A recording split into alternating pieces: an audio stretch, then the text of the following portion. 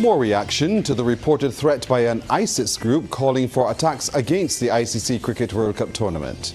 Parliament to debate child protection legislation in a matter of days. A new support group set up in Barbados for people affected by cancer. And in sports, Hetmeyer is in and Mears out of the Windies World Cup squad. Broadcasting from our studios in the Pine St. Michael, this is CBC NewsNight, starting now.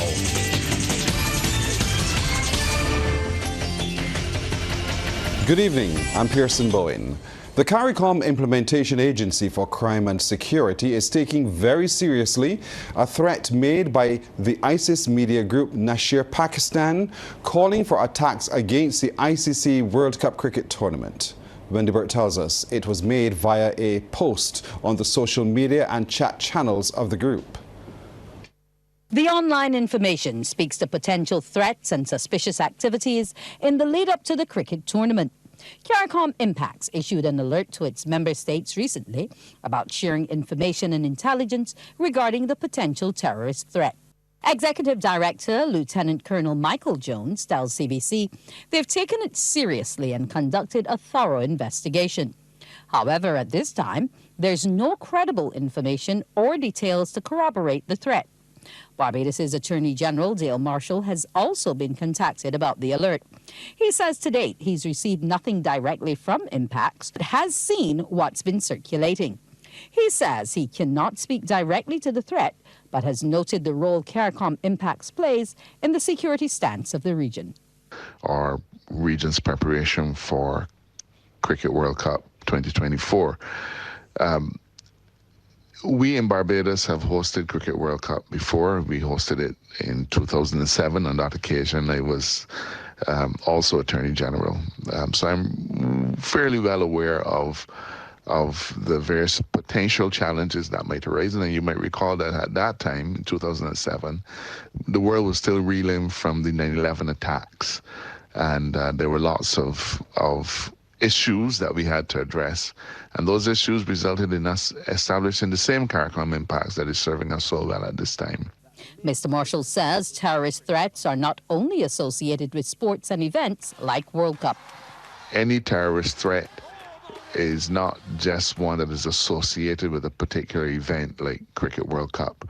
Barbados constantly monitors terrorist threats. We are, in the eyes of some people, a soft target, and therefore we have to be mindful of the fact that we can be as much a target as many of the other countries who are actually on the front line. And therefore we are constantly in a state of preparation, and in that regard, our agencies, our immigration agencies, our customs, our police service, our BDF, are constantly reviewing the issues. Security officials have given the assurance they will continue to monitor the situation and act accordingly if new information develops. Wendy Burke, CBC News. Well, the armed forces are gearing up for the tournament to ensure their position to respond to any threat. Commander Mark Peterson of the Barbados Defence Force spoke on the matter during a press conference for Exercise Tradewinds 2024, set to be held here from the 4th to 16th of this month. This exercise will assist us in focusing on preparing for the ICC Cricket World Cup, countering the most likely and most dangerous threats that may occur during the T20 Cricket World Cup tournament. Given the various geopolitical issues faced regionally and internationally, the most likely threat that can occur may be peaceful protests, and the most dangerous threats that could occur could be an active shooter scenario, a hostage situation, or a mass casualty causing event, or a combination thereof. Training will be conducted in 6 primary training tracks. These are the Caribbean Joint Task Force Headquarters, Multinational Staff Training, Cyber, Ground and Interagency, Maritime, Special Operations, and Humanitarian Assistance and Disaster Relief. Exercise Tradewinds is a United States Southern Command-sponsored military exercise which is conducted annually in the Caribbean. And Colonel Charles Carrolls of the U.S. Army South Director Training and Exercise has underscored the importance of the training. The priority with the exercise for the U.S. is also readiness. So it is to build that readiness for both U.S. and partner nation forces to be able to respond to regional, international, and critical emergent threats that happen both for specific events like the Cricket World Cup, but also for other things. As everyone knows, there's a lot happening in the world, and the opportunities to work with our critical regional partners are important. With the cricket event quickly approaching, legislation has been passed in Parliament to facilitate the seamless hosting of the games. The ICC Cricket World Cup West Indies Bill 2024 and the Visiting Police Forces ICC Cricket World Cup 2024 Bill were both passed when the Upper House met today. Leading off the debate, Government Senator Dr. Chantal Munro-Knight defended the extensive preparations being made by the Mayor Motley administration in the lead-up to the tournament. She stresses ordinary people will benefit from the facelifts and special initiatives being executed across the island. As part of the design, we will see, Mr. President, in conjunction with the Trust Fund Loan, Fund Access, and the Youth Entrepreneurship Scheme and the Barbados Youth Business Trust, 6 entrepreneurs marketplace across Broad Street from the Republic Bank Junction to the Hero Square every Saturday, Mr. President, in June 2024, Mr. President. Meanwhile, government is being told to provide the data showing the various benefits Barbados has derived from hosting the last 2 Cricket World Cup tournaments in 2007 and 2010 respectively. That's the call being made by opposition Senator Tricia Watson. She says it's not enough to say there are benefits without showing them, as the country constantly incurs debt preparing for these games. There seems to be an expectation that only economists are interested in this stuff or can understand it. But if you listen to Barbadians, Barbadians are asking time and time again, can we get the data? That's what I would ask for. That was supposed to be a legacy benefit from 2007 Cricket World Cup, Mr. President. It ought to be available now. The analysis ought to be developed, and it should be a legacy benefit from this. It's not that hard. It's about collecting the data and analyzing and publishing the data. The much-touted child protection legislation will be back before Parliament in a matter of days. This was revealed this morning during a service to kick off Child Month celebrations. Sharika Griffith reports. Almost a year after the Child Protection Bill was first brought to Parliament, it's set to make a return. This from Minister of People Empowerment and Elder Affairs Kirk Humphrey, who first introduced the proposal.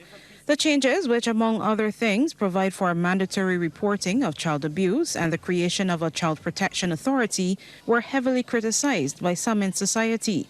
It was subsequently referred to a joint select committee, which heard presentations from several concerned individuals and groups. The new Child Protection Bill will be before the House again on May 14th. That is our intention, to debate the new legislation on May 14th and hopefully to pass it, to allow us to protect the children of this country, because the children of this country deserve protection. And that is what the new Child Protection Bill will do for us.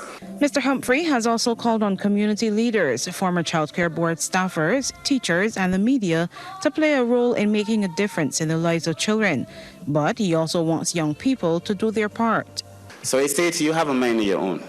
You know the difference between right and wrong, and make decisions for yourself. A lot of people who lead you down one path are not there when you get in trouble. They say in Barbados, who help you buy a big guts horse? They don't help you feed it. Who help you get in trouble? Don't be there when it's time to deal with the consequences of it. The minister was speaking during a service at People's Cathedral to mark the start of Child Month. Director of the Child Care Board, Roseanne Richards, says the month will be used to shine a spotlight on the nation's children and remind parents and society of their responsibility to them. That responsibility is to guarantee that each child is afforded the opportunity to develop to his or her full potential. We need to carefully examine the systems and structures which we have put in place to facilitate our children's smooth transition during each stage of their development. In this way, we will help them to build hope and strengthen their resolve to face the future. Our children need us now more than ever. And youth pastor Ezron Waldron has reminded children they are here for a purpose. You will take this country forward. You are the future. And I don't care what any social media says. Listen, I follow all of them. When I see them, I say, devil's a liar. You will not speak that over this country. One person does determine 100,000 children.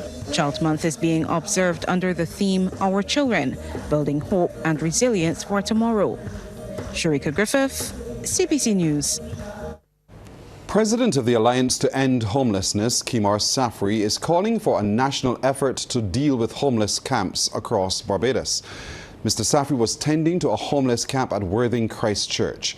He says for March alone, 16 people reported homeless. I keep saying that there needs to be that multi-agency approach, and it's not a Kimar Safri problem. It's not a Barbados Alliance to End Homelessness problem. This is a societal problem. This is an agency problem, and different agencies need to play a role. Different organizations need to play a role. It just cannot be. We need to address it. We need to arrest it. As Donovan said, it's not about criminalizing them. It's not about making them look bad. But as an organization, this is sometimes the only way people know that we are doing our work. Mr. Safri was speaking following a video making rounds on social media after Christchurch South community activist Adrian Donovan brought the situation to light. Meanwhile, Minister of People Empowerment and Elder Affairs Kirk Humphrey notes family intervention is important before a person becomes homeless. That is when the ministry set up what we call a resilience and reintegration unit. The focus of that unit is to look at issues pertaining to evictions, persons who've been evicted from their households for whatever reason, but it also has a mandate to help us address homelessness. And I think the way I understand it, homelessness is at the end almost of the line. And what you have sometimes is a number of failings and failures early in the stream, and like the waters are muddied, and then by the time you get to the end, you see homelessness. I think we have to deal with the homeless on the street, yes, but we also have to address the root causes of homelessness. The minister says he has already directed the resilience unit to Worthing and to see what intervention can be given. Well, coming up, good news for residents of White Hill, St. Andrew. Relief for residents of White Hill, St. Andrew after almost a decade of crying out to the authorities. A new road is under construction. Crystal Hoyt has more.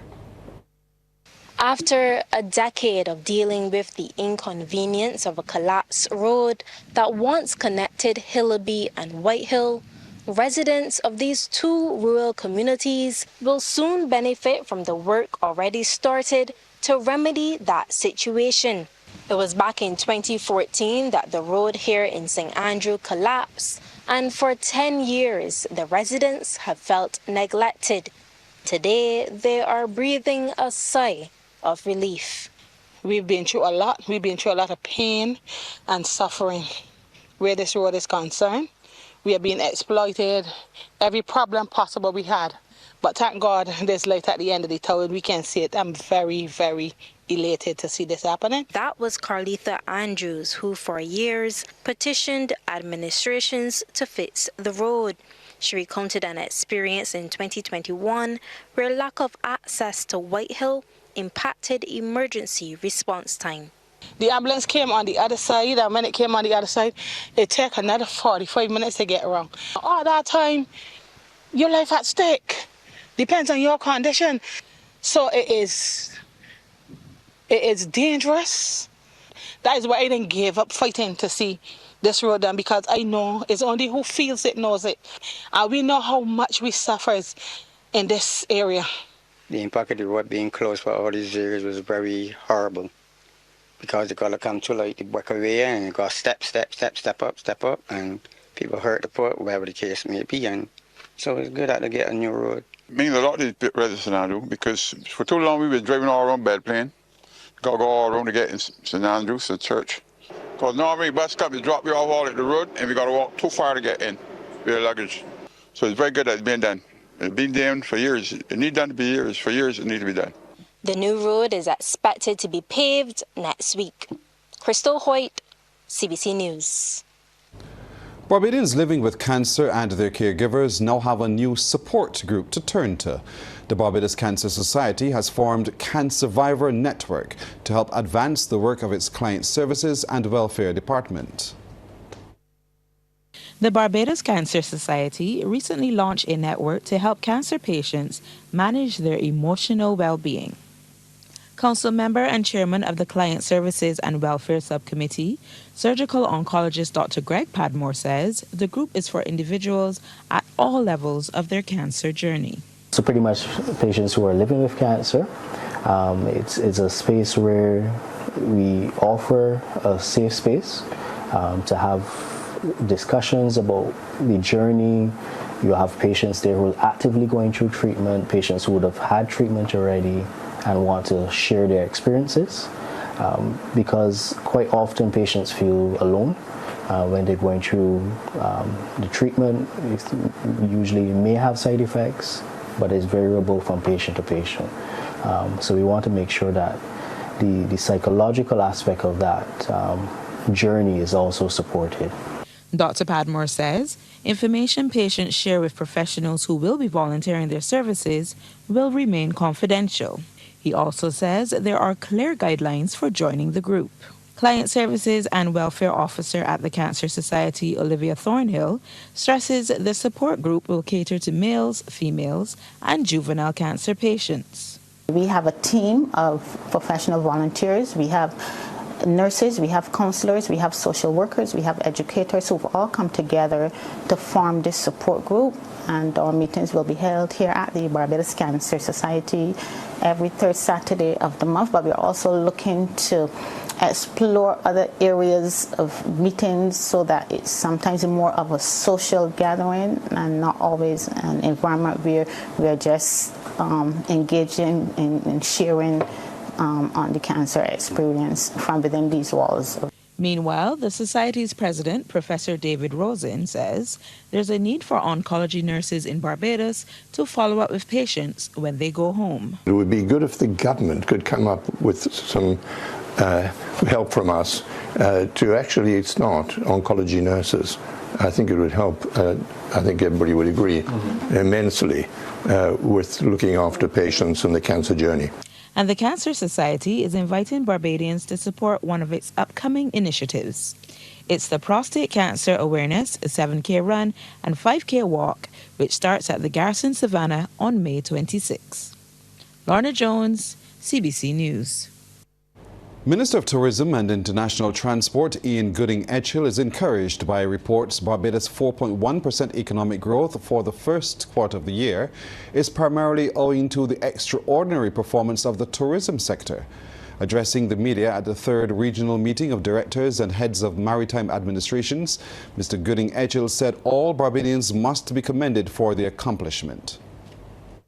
What you're beginning to see is the execution of a strategy when I joined the ministry in October of 2022. And the strategy clearly had to be based on growth.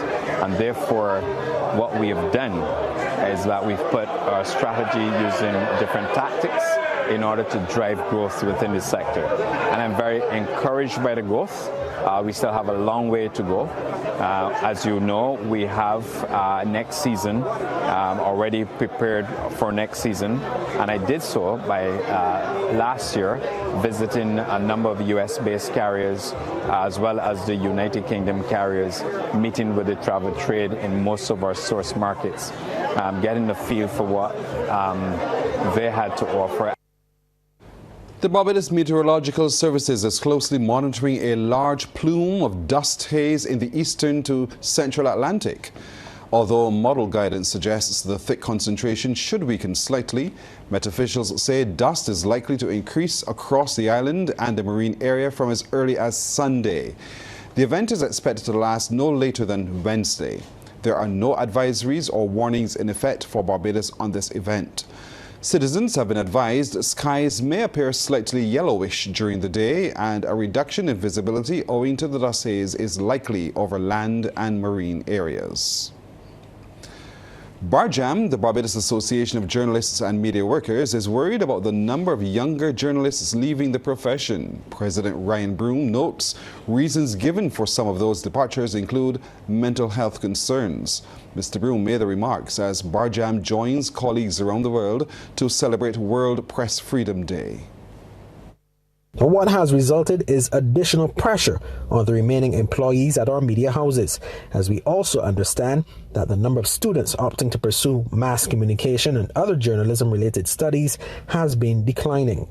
We understand that the traditional media environment has been forced to change over the past 5 years, especially due to the impact of social media. Now, notwithstanding that more demanding environment as it relates to the immediacy of news, we want to urge media owners and managers to exercise greater sensitivity for the mental and physical health and well-being of those under their charge. Q100.7 FM is officially 20 years old today, and celebrations have been held on air here in the Pine. The Q100.7 FM studio was decorated with balloons, while cake and wine were provided for the announcers in honor of the occasion. Some on-air personalities spent time reflecting on their journey with the station over the years. We know of it today, but what we did is that we took the stalwarts, we took the young ones, we brought them all together, and we also made the community a part of who we are. I remember when Tony, Wendell, Archulus, and Peter Wilkinson, they came over from 94.7 FM, and there was nothing except the national anthem on the log, and they built this station from the ground up. Larry Mears was there as well. They built the station from the ground up to what it is today. Q100.7 FM, quality talk, quality music. I'm Andre Harewood, and I'm going to be celebrating my 20th anniversary at CBC coming up in a few weeks, and I'm really happy that I'm going to be spending it with my great QFM team. And here's to 20 more years, and let's keep going strong, Q. And marketing specialist Nicole Collins explained the importance of the celebration. It is indeed a pleasure for us to celebrate this 2 decades of Q100.7 FM. We continue to be the heart of the community, of course, because of our loyal listeners and our advertisers. And what better way than to celebrate on air the entire day. Celebration for our Q team. We could not have done this without the QFM team, and they stand ready to continue to serve the Barbadian community. Sports Night is brought to you by Power In. Pause is power. And by Dasani. Live first, Dasani after. Time for Sports Night now as we're joined by Mark Seal. Mark, good evening to you. Very good evening, Pearson. We're going to start with the cricket, where the West Indies have announced a strong squad for the 2024 ICC Men's T20 World Cup set for next month. CBC's Anmar Goodrich-Boyce reports. The moment West Indies cricket fans have been waiting for over the last couple weeks finally came just after 10 this morning. Cricket West Indies lead selector, the Most Honourable Desmond Haynes, revealed the highly anticipated 50-member West Indies squad for the upcoming ICC Men's T20 World Cup during a live media conference at the Marriott Hotel here in Barbados. Explosive batsman Rovman Powell has been named as the captain, with fast bowler Alzari Joseph his vice. Other members of the squad are Johnson Charles, Roston Chase, Shemron Hetmeyer, Jason Holder, Shea Hope, Akil Hussain, Shamar Joseph, Brandon King, Gudakesh Moti, Nicholas Puran, Andre Russell, Sherfane Rutherford, and Romario Shepherd. Head coach Darren Sammy says he's confident this is the right squad to win the tournament. We are quite clear as a selection group. We are ready. We're playing at home. Again, the preparation did not start today. It started a year ago, and when you look at role definition from the group that we have to select, I think we've come up with the best combination to help us win that World Cup. As expected, Seymour Joseph was included, but batsman Hetmeyer could be considered a surprise inclusion at the expense of fellow left-handed batsman Kyle Mears. Hayes explained the rationale behind the selections. We had a very long discussion with the situation of the batting lineup, and as I want to state very clearly that our process always been rules. From the time he came in, and I also agree with it.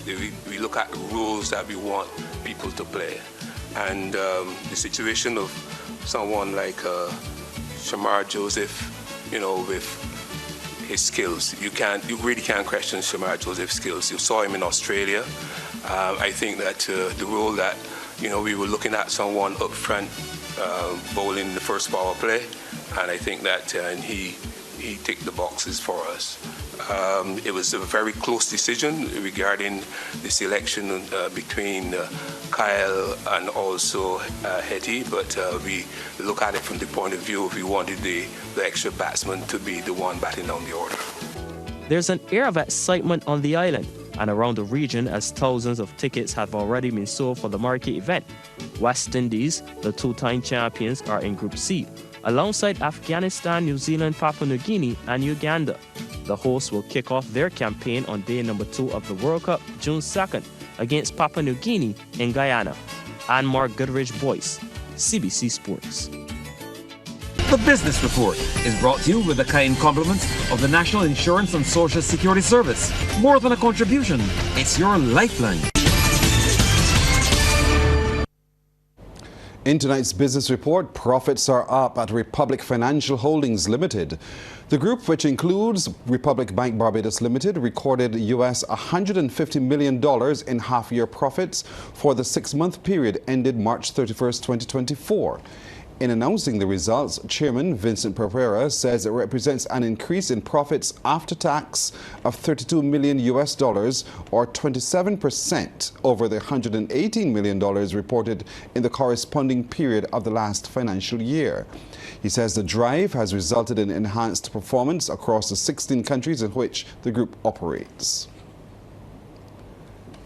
A new initiative set to boost business across the parish of St. Andrew will be rolled out tomorrow. It is the brainchild of St. Andrew Bars and All Things St. Andrew in association with the Parish Ambassadors Committee. Parish Ambassador Coordinator Nicole Darlington tells the business report it is aimed at bringing St. Andrew back to life. And our first location is in Grice Farm, St. Andrew, and that is not far from Hillaby. So you don't come down to the bottom or you heart of St. Andrew, you will come to the top. If you come across up through Orange Hill or through Hillaby, it's up there, and that's that end of St. Andrew. Well, the first phase of the initiative will run for 3 months and involves 9 shops across 9 districts. The karaoke and shop lanes, they should run us through to August. So we would incorporate any events that we have into those to make them better. And we're going to go to each is 9 different shops, 9 shops. We're going to touch basketball. We're going to touch Grice Farm, as I said before. We're going to touch lakes. We are going to Lakes twice. We're going to Chalky Mount. We're going to Cambridge, and we're going to Sherry Village. Back to more sports, Mark. Thank you very much. The opening stages of the Village Camp Shotgun Road Tennis Championship for 2024 has provided plenty of entertainment. The competition is being played at the Dighton Power Roach facility in Bush Hall and involves 14 teams. Belfield Blues A team has joined Sauna Heats 1, Sauna Heats 2, and the RTEA Elite Squad in tonight's semi-finals. CBC's Damien Best reports. Beautiful conditions for the 2024 edition of the Village Camp Shotgun Road Tennis Tournament. Dighton Power Roach facility, Errol Edwards, the tournament director, got the ball rolling, telling CBC how important a community competition like this one is to the development of the sport. The intention of this is to create clubs out of the camps throughout the island, whereby we have communities that can represent a club and in doing so, more recognized in the road tennis fraternity throughout the island. As you know, most of the tennis players are generally from St. Michael. Let's get down to business now. Mixed doubles action first on court with the CIBC-sponsored Road Tennis Elite Academy in green taking on Rubis Emeralds. Curtis Jones and Kim Holder of the academy trailing and trying to find a way back. The squad in red, Adrian Flyford and Crystal Harewood, producing some excellent stroke play in the race to 21 and while benefiting from unforced errors, up 19-16, point there to the academy. But this backarm slice was out of the top draw from Harewood to seal the win, 21-17 in favour of the Rubis Emeralds team. They're up 1-0. Can they add to that advantage in the junior boys? Kenota Belgrave of the academy with a big drive, securing the first point against Damani Sandyford. In fact, this looked like a sure result. That one was asking to be hit. Belgrave says thank you so much. At 17-7, Sandyford in big trouble as he picks out the net. Belgrave then advancing to match point. Sandyford dreading the sow. But the writing was on the wall. Another error from Sandyford, and Belgrave takes the win at 21-8. It's now 1-1 between the two teams. The veterans would break the deadlock. Antonio Yearwood in green battling Adrian Flyford. Yearwood coming into the court settles the rally. Tied at 5-5. More from the goodie bag of Yearwood. The drop shot of excellence. Fly in disbelief. But Ford showed he was no pushover, thwarting the aggression of his opponent. Goes through extra cover, and Yearwood is long. That was just a glitch in the matrix, though, as Yearwood returned to regular programming with the switch of ends, blanking Adrian Ford at 21-11. So with the academy leading 2-1, it was left to Tyrese Holder to bring home the goods against Shaquan Henry of the Emeralds. Holder quickens the pace, deadly. He would not ease up. Henry pushed from the baseline, evasive action necessary. Despite that, Henry benefited from a couple errors and showed his abilities while under the pump to lock the score at 9-9. It was plenty back and forth from there, but in the end, 6'5" Holder would give CIBC RTEA Elite the win over Rubis Emeralds, 3-1, as Holder prevails 21-16 over Henry. Damien Best, CBC Sports. In football, Britain's Hill humiliated Barbados Soccer Academy 10-0 when the BFA Premier League continued this week at the Wildy Turf. CBC's Anmar Goodrich Boyce reports. Britain's Hill in red versus Barbados Soccer Academy in a very one-sided affair at the Wildy Turf. 5th minute of the contest, through ball to Sharon Hoyt, easy finish, that's 1-0. The boys in red were leading 3-0 at the halftime break and were up by 6 on the hour mark. Here is Corey Hoyt joining the goal-scoring party with this header into the onion bag, BSA down and out. Sharon Hoyt then completed his hat-trick in the 72nd minute on this play into the back of the net. That's brilliant. Britain's Hill leading 9-0 at this stage, and they added one more to the score sheet. Hoyt turns provider, and Jack picks up his 4th on the night as Britain's Hill trashed BSA 10-0. Second match, Paradise in blue taking on Ellerton. Skip ahead to the 21st minute. Jamal Watson comes in space and finds the bottom corner, 1-0 to Paradise. Shane Codrington then equalized for Ellerton just after half-time, and that's how it ended. Paradise 1, Ellerton 1. Anmar Goodrich Boyce, CBC Sports. And in athletics, the registration deadline for this weekend's Senior Games 5K walk and run has been extended. Competitors now have just until before the race on Sunday morning to sign up. Now that 5K walk and run begins at 6 a.m. on the Mighty Griner Highway, and competitors therefore have until 5:45 a.m. to register. That's sports. Pearson, enjoy your weekend, but it's back to you before then. Thank you so much, Mark. Well, that's our time tonight. Thank you so much for staying with us. I'm Pearson Bowen. For the crew, to all of you, good night. Have a wonderful weekend.